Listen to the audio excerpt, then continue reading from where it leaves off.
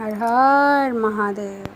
भोले बाबा भोलेनाथ की जय, माता पार्वती जी की जय, गणेश जी की जय, कार्तिकेय जी की जय, विष्णु भगवान लक्ष्मी माता की जय, सभी देवी देवताओं की जय, बजरंगबली की जय।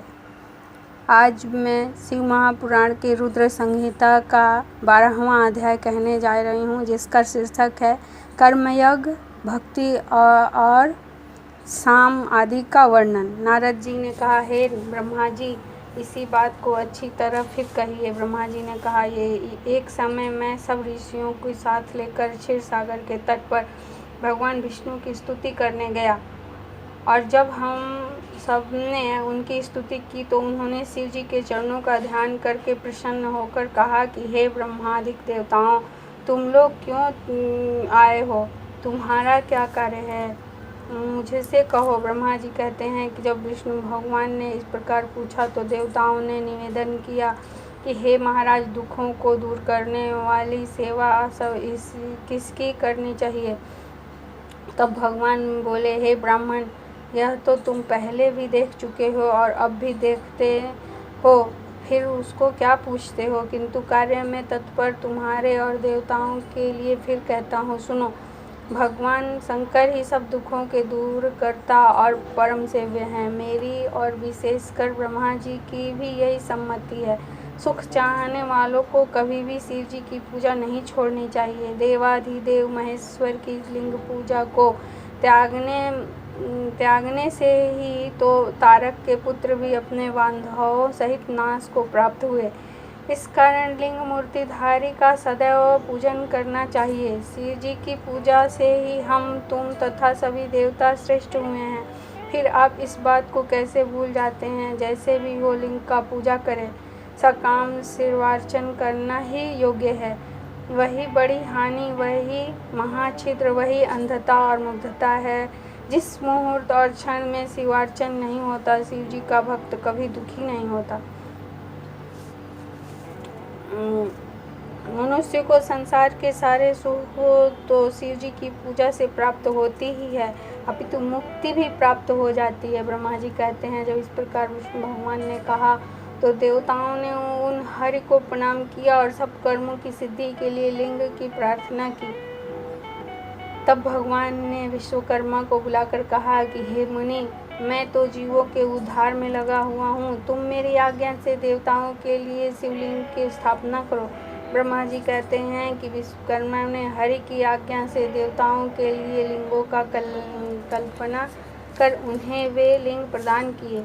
पद्मराग मणि का लिंग इंद्र को, सुवर्ण का कुबेर को, पीतमणि का धर्मराज को, श्याम वर्ण का वरुण को, इंद्रनील मणि का विष्णु को, और सुवर्णमय लिंग ब्रह्मा जी को, और चांदी का विश्वेदेवा और वसुओं को बना कर दिया। पीतल का अश्विनी कुमार को, स्फटिक का लक्ष्मी को, तांबे का आदित्यों को, मोती का चंद्रमा को और वज्रलिंग ब्राह्मणों को दिया। फिर ब्राह्मण की स्त्रियों को मिट्टी का, नागों को चंदन का, मक्खन का देवी को, भस्म का योगी को, दधी का यक्षों को और मिट्टी की छाया को दिया। इस प्रकार जब सबको लिंग की प्राप्ति हो गई, तब विष्णु जी के वचनों को सुन कर मैं देवताओं सहित अपने लोक को आया और सब ऋषि और देवताओं से सफलतादायक उनकी पूजा विधि को बतलाया और कहा कि जब तक आज्ञा न हो जाए तब तक सभी लोग विधि पूर्वक इस प्रकार लिंगों की पूजा करें, क्योंकि उच्च पद पर चढ़ने के लिए प्रतिमा पूजन परम आवश्यक है। निर्गुणों की प्राप्ति के लिए प्रतिमा पूजन ही उसका आश्रय है। इससे सगुण से निर्गुण की प्राप्ति होती है। देवताओं में शिव जी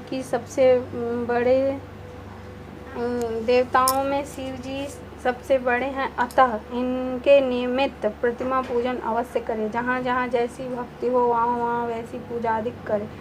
बिना पूजन और दान आदि के पाप लगता है, और पूजा आदि करने से ज्ञान रूप रंग की उत्पत्ति होती और विज्ञान प्राप्त हो जाता है। अतएव जब तक गृहस्थ आश्रम में रहें तब तक प्रतिमा से पंच देवताओं की पूजा करता रहें, अर्थात सबके मूल शिव जी की ही पूजा करें। क्योंकि मूल के सिंचन से संपूर्ण शाखाएं भी तृप्त हो जाती हैं, किंतु शाखाओं के सिंचन से मूल कभी तृप्त नहीं होता। विद्वानों को थोड़े में ही यह जान लेना चाहिए कि शिव जी की पूजा करने से सब देवताओं की पूजा हो जाती है।